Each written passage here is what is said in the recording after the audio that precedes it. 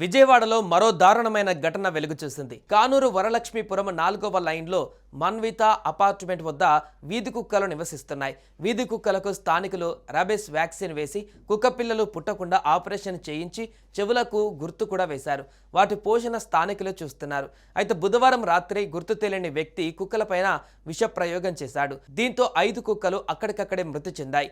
మరో 5 కుక్కల పరిస్థితి విషమంగా ఉంది. స్థానికులు కుక్కలను పశువుల డాక్టర్ వద్దకు తీసుకువెళ్లి చికిత్స చేయిస్తున్నారు.